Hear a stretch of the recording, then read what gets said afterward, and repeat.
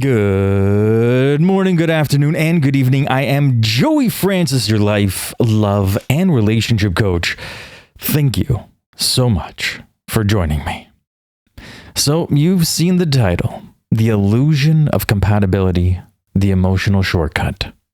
And listen, this one's important. This one hits people right in the chest because almost every single one of us, me included, has fallen for this trap at least once. Some of us 5, 6, or 7 times. And some of you are currently in the middle of it and don't even realize it yet. And for the record, I am not judging you. I've been there. I've lived it. I've coached people through it. I've watched friends crash and burn because of it. And I've watched people swear they're finally found their person only to call me weeks later saying, I don't get what the hell happened. Here's the thing.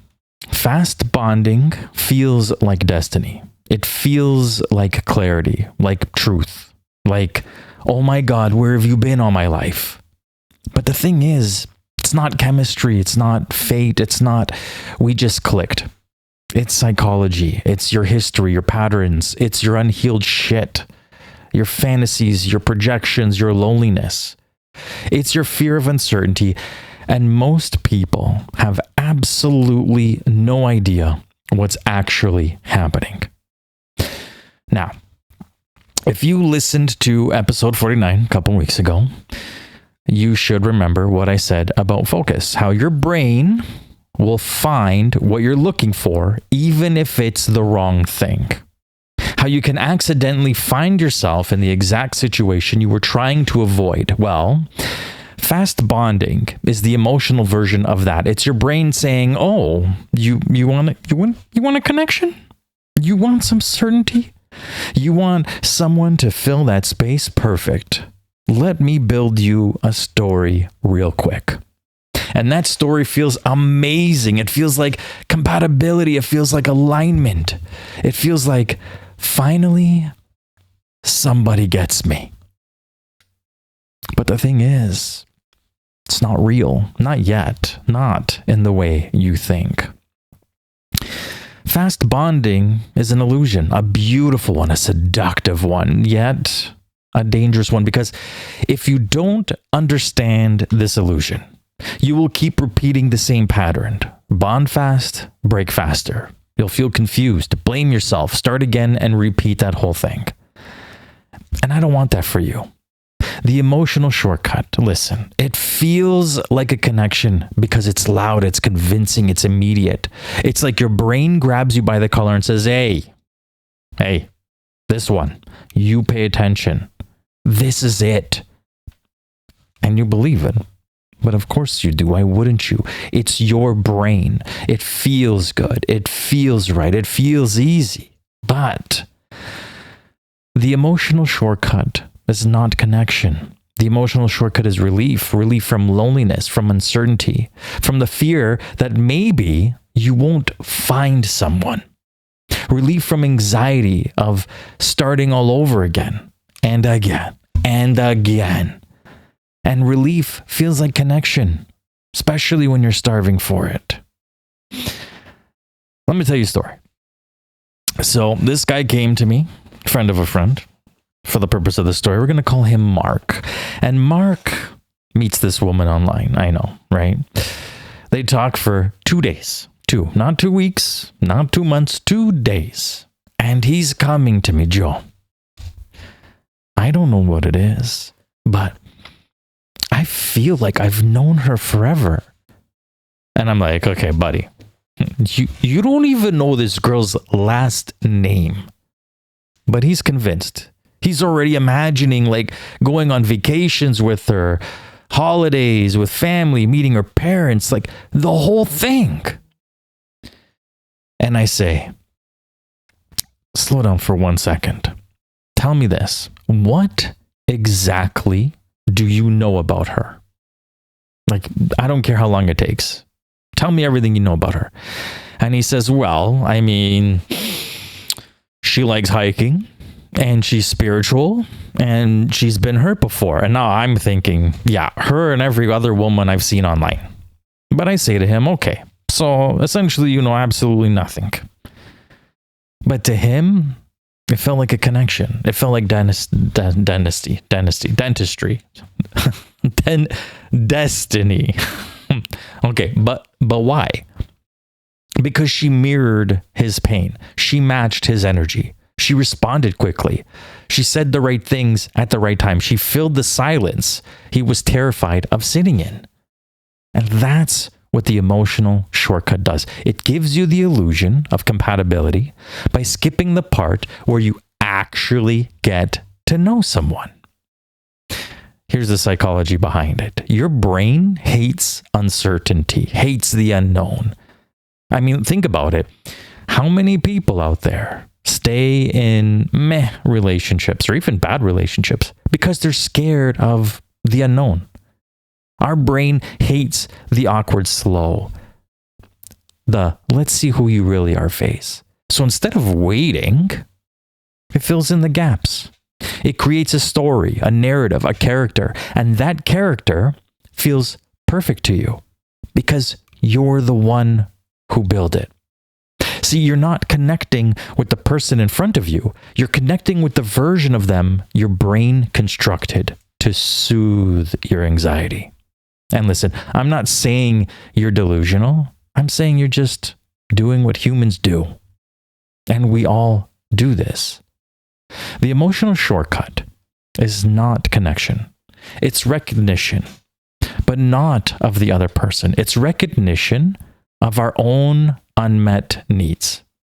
It's your brain saying, this feels familiar. This feels like something I felt before. Let's attach to it. But familiarity is not compatibility, and intensity is not intimacy. And if you don't slow down, you will confuse the two every single time. The emotional shortcut feels like connection because it gives you a way out of vulnerability, a way out of uncertainty, a way out of the slow, steady, sometimes tedious process of actually getting to know someone. But shortcuts always cost you later, not even in just relationships, but in life. Now, if the emotional shortcut is the speed, then projection is the fuel. Projection is the reason you can meet someone on a Tuesday and convince yourself they're your future by Thursday. And listen, projection is not a flaw. It's not a weakness. Again, it's something we all do. But if you don't understand it, it will ruin your dating life. Here's what projection actually is. Projection is when you see what you want to see instead of what's actually there.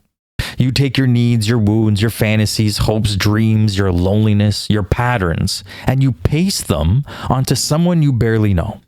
See, you're not connecting with them. You're connecting with the version of them your brain created to soothe your discomfort.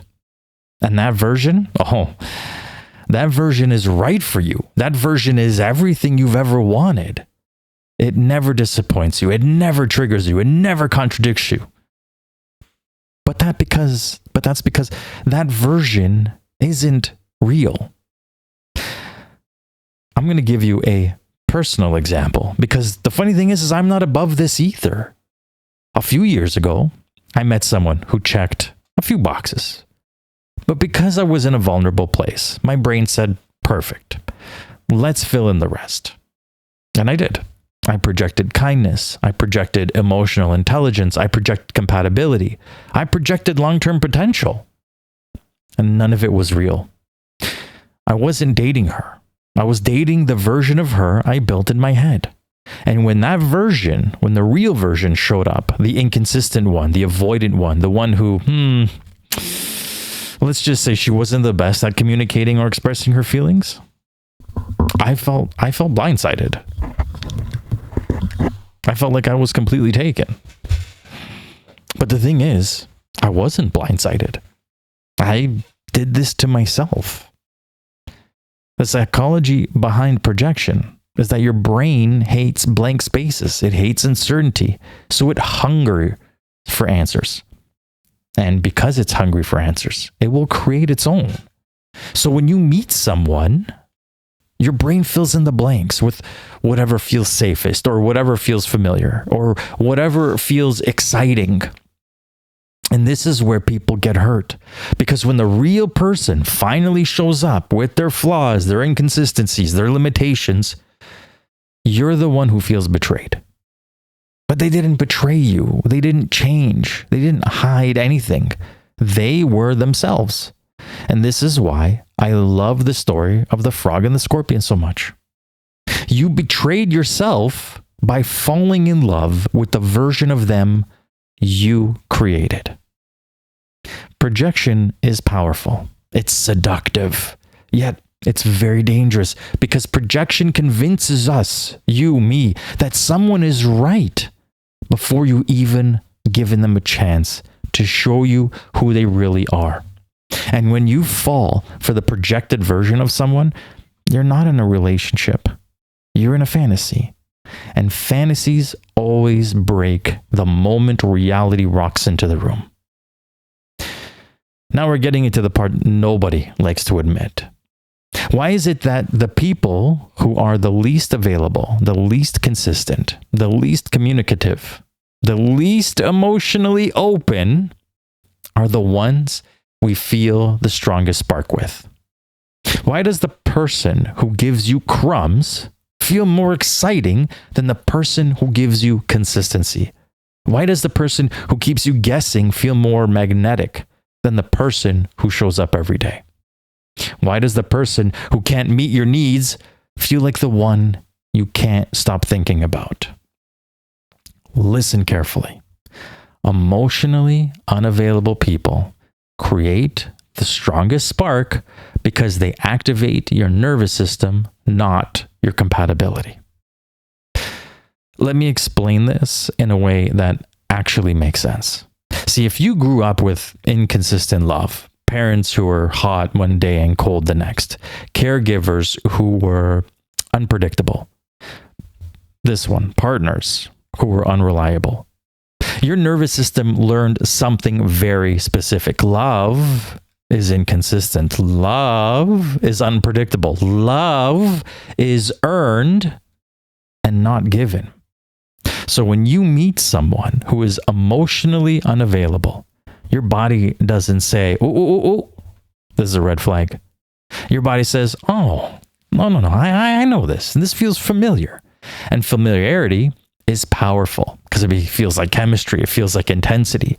It feels like destiny, like a puzzle piece that just fits perfectly into another one. I have another story for you. So there's this woman. She meets the guy at a gym. He's charming. He's funny. He's attractive.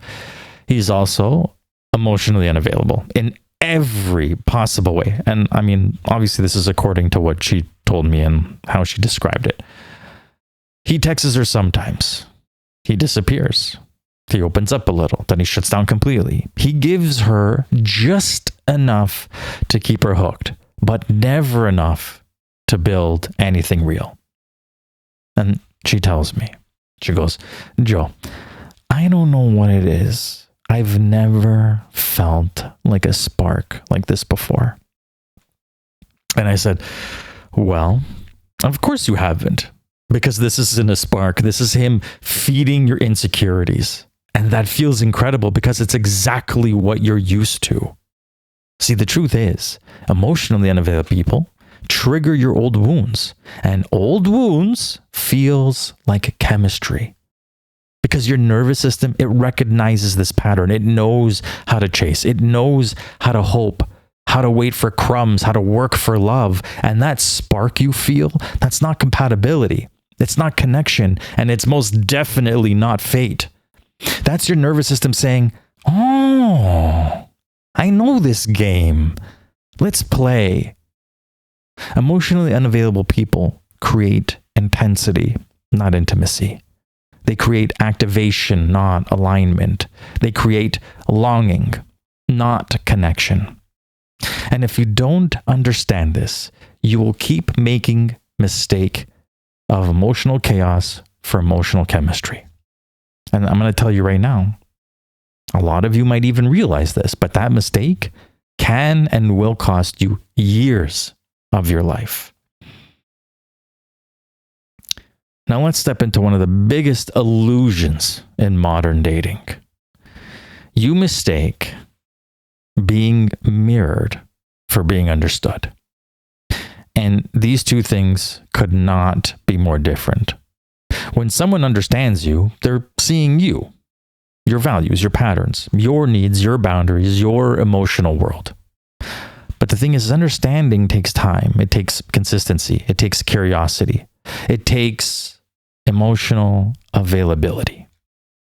But see, mirroring is instant. It's easy. It's surface level. Mirroring is someone reflecting back the version of you they think you want to see. And because it feels good, because it feels familiar, because most importantly, it feels validating, you confuse this for depth. Let's bring back Mark, that guy that I told you about at the beginning of the episode, who felt that instant connection after a couple of days of talking. Remember, I asked him, what do you actually know about her? And, he gave me that list. But see, the thing is, I also asked him, okay, what does she know about you? And he froze. Because the answer was like hers. It wasn't much. They weren't understanding each other. They were mirroring each other. Matching energies, matching vulnerability, matching pace, matching loneliness. And because it felt familiar, because it felt validating, because it felt intense, he mistook that mirroring for compatibility. Here's the psychology behind mirroring. See, when somebody mirrors you, they're not connecting with your soul. They're connecting with your wounds. They're reflecting your emotional tone back to you. They're giving you the same rhythm you're projecting. They're matching your vulnerability without earning it. And because it feels like, finally, someone who gets me, your brain labels it as a connection. But it's not a connection, it's mimicry. And the dangerous part of it is mirroring creates the illusion of intimacy without any of the substance. And if you don't know the difference, you will keep falling for people who mirror your emotion instead of people who understand your needs. Here's where common sense comes in. The part that nobody wants to use when they're excited. Because when something feels too good to be true, when it feels instant, when it feels perfect, when it feels like a movie scene, this is where we have to stop ourselves and ask, does this actually make sense? Not, does it feel good? Not, does it feel familiar? Not, does it feel intense? But, does it make sense based on what I actually know? Because most illusions only work when you don't ask that question.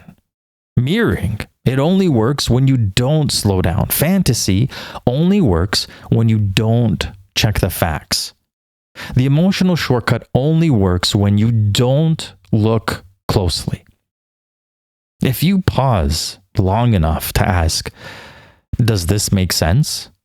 The illusion breaks, and what's left is the actual truth. Now let's talk about fantasy. Because when you don't have enough real information about someone, your mind doesn't wait for clarity. It fills in the blanks with whatever feels best. And this happens even faster when you want something badly. If you've been single for a while, craving connection, if you're tired of the talking stage, your mind is going to rush ahead. You're enjoying getting to know someone, and before anything real has formed, you're already imagining the relationship stage. That's fantasy taking over.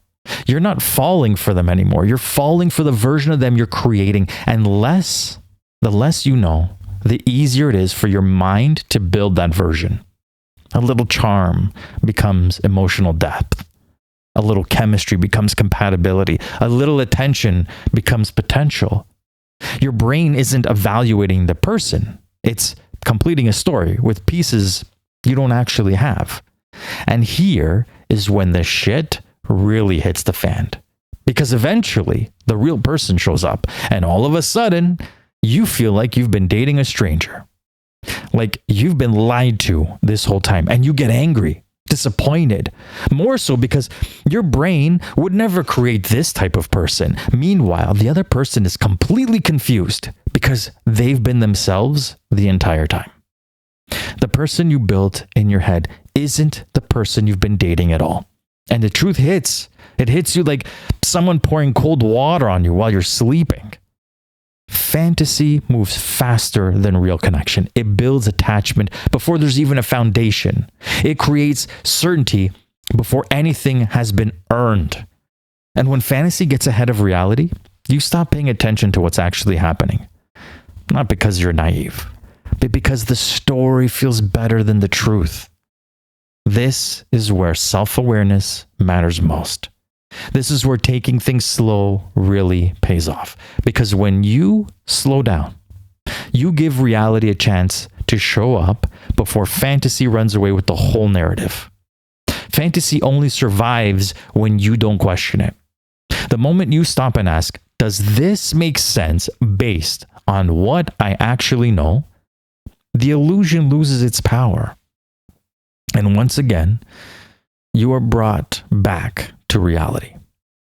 If you don't question it and wait for the inevitable, it's like a plane crash. You're hurt, they're hurt. You don't understand why they could be hurt. You're the one who feels like you've been rejected. Your chest tightens, your stomach drops, and your brain goes straight to, what's wrong with me? Because even when the other person didn't reject you, even when they didn't pull away, even when they didn't change, it feels like they did. Because you were attached to the person. You weren't attached to the story. You weren't attached to the person. You were attached to the story. My mistake. And when that story collapses, your brain interprets that collapse as loss. And loss feels like rejection. Not because they rejected you, but because the version of them you built is suddenly gone. The funny thing is, in reality, the other person is the one who has actually been rejected. Because from their perspective, they've been themselves the entire time. They didn't switch it up. They didn't hide anything. They didn't change their personality. But suddenly, you're disappointed, hurt, or pulling back. Not because of who they are, but because they didn't match your fantasy. So while you're thinking, why wasn't I enough for them? Why did they change? They're thinking, why am I being punished for being myself? They feel rejected because you are literally sad, angry, fed up with who they are, when they've been this person the whole time. This is where emotional wires get crossed. Your nervous system reacts as if you were abandoned. Their nervous system reacts as if you're the one who lost interest. Two people feeling rejected for completely different reasons. And then the self-blame kicks in. You start thinking, what did I miss? What did I do wrong? Why didn't this play out as I imagined? Well, easy. What you did wrong was build a story faster than reality could keep up with. And that's why it hurts so much. You're grieving the loss of a future that unfortunately only existed in your mind. You're grieving the version of them you lost, even though it never existed in real life. You're grieving the relationship you hoped for, and your grief always comes like rejection. Even at the end of the day when nobody rejected you. That is why slowing down matters. That is why pacing matters. That is why staying grounded in reality matters. Because when you move slowly, you give yourself a chance to see the real person before you start assuming, before the fairy tale is written. And when you do that, you protect both people from feeling rejected for the wrong reasons. Now, the part that actually changes your life. How to break the emotional shortcut. How to stop repeating the same pattern. How to choose people who are good for you, not just familiar to you. Because you don't heal by avoiding dating. You don't heal by shutting down. You don't heal by becoming cold or guarded. You heal by learning to move differently. You heal by learning to date with awareness instead of fantasy or instead of urgency. So, here's the tips. Slow down your imagination. Your mind will always try to sprint ahead. It wants certainty. It wants comfort. It wants the relationship stage before the relationship could even exist. But healing begins when you tell yourself, I don't know this person yet, and I should focus on curiosity rather than fantasy. Because when you slow down your imagination, you give reality a chance to show up. Okay, the next one. Match your investment to the information you actually have, meaning understanding what you could actually learn about someone in a matter of a day or a week or even a month. Not the potential, not the fantasy, not the version you built in your head. The information, what they say, not what you think. Next one. Pay attention to patterns, not moments. See, anyone can be charming for a night. Anyone can be consistent for a week. Anyone can mirror you for a month. Patterns tell the truth. Moments tell the story you want to hear. Healing is learning to wait long enough to see the pattern. The next one. Let people reveal themselves instead of assuming who they are. This is where most people get hurt. They assume, oh, they're emotionally deep. They're intentional. They must be ready. But healing is letting people show you who they are and believing them instead of deciding for them. There is a lot of you out there that somebody will tell you exactly who they are. And I literally saw a TikTok of this.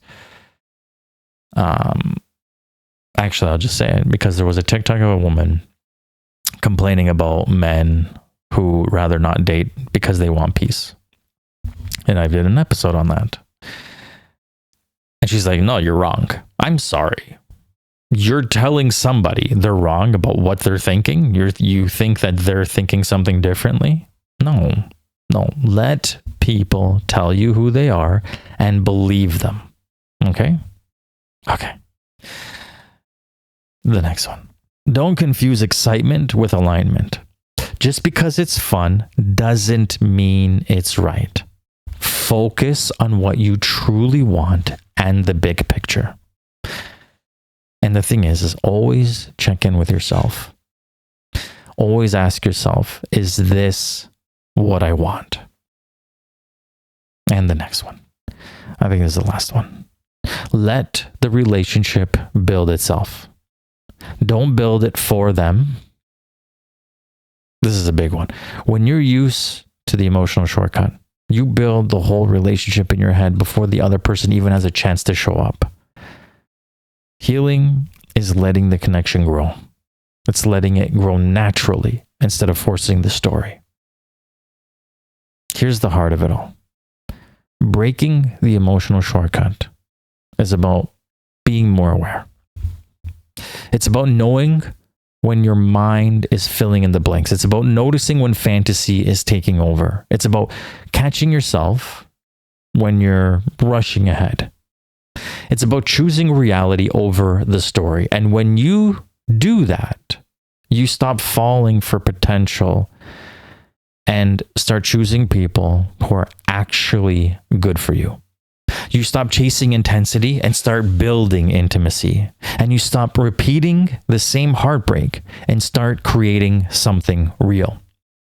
Healthy attraction feels like wanting to know more about someone, not because you're trying to fill in the blanks, but because something about them makes you genuinely curious.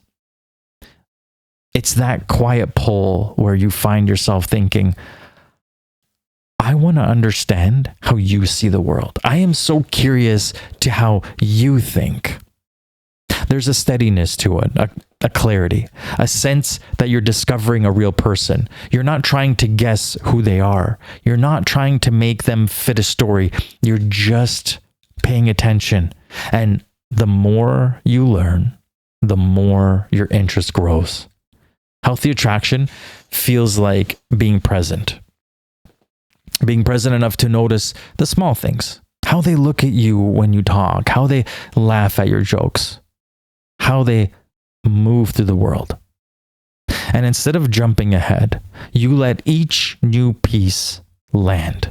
You let it shape your understanding of them. You let the connection build at the pace of truth. That's something really beautiful about that.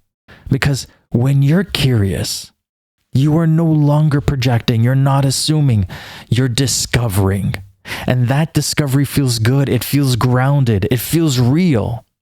Healthy attraction isn't about intensity or certainty. It's about the unfolding, the reveal of someone who someone actually is, and the way your interest deepens as the picture becomes clearer.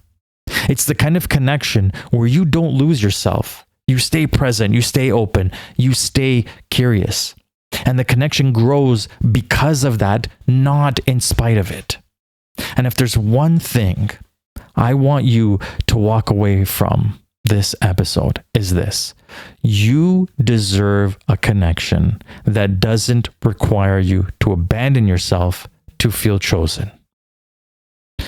You deserve something that grows because it's real. Not because you rushed to fill in the blanks. You deserve someone who shows you who they are instead of someone you have to imagine into existence. And more importantly, you deserve to show up the same way. When the emotional shortcut stops running the show, something shifts. Potential stops being the thing that pulls you in. Intensity stops being the thing that convinces you it's special. Stories stop being built around people who haven't earned a chapter. The choices start to look different. The pull starts to feel different. The whole experience of connection starts to move at a pace that actually feels genuine. And the beautiful thing is this: when the standard rises, everything rises with it. The nervous system finds a steadier rhythm. The heart stops sprinting forward towards a future. The mind stops trying to write the ending before the beginning has even started. There's a softness to it, a clarity, a sense that whatever is meant to grow will, because it's grounded in something real, not because it was forced into existence. And that's the shift. That's the quiet turning point where literally everything changes. From that place, the right connection doesn't feel like a shortcut. It feels like alignment. It feels like truth. It feels like something that has room to last. I want you to take this episode as an invitation to slow down, to see yourself more clearly, to choose from a place that honors who you are. And if something in you feels a little different right now, trust that. Maybe that's the beginning of a new way of moving through connections, a way that lets something real take shape.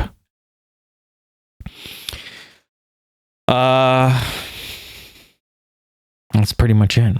That's pretty much it. I just want you all to know I am unbelievably grateful for all of you that follow me and listen and take part in this. And if you ever want to send me a message, if you ever want to buy my books, if you ever need somewhere to send friends if they're interested, or maybe they'll be interested, you can send them to my website. That's joeyfrancis.com, joeyfrances.com. And there you can obviously send me a message, get my books, Amazon links, other links to this podcast, to the YouTube channel, all that stuff. Yeah, again, thank you so very, very, very much. And I just want to say this. The moment you stop imagining people into who you want, you finally meet the ones who are. Till next time.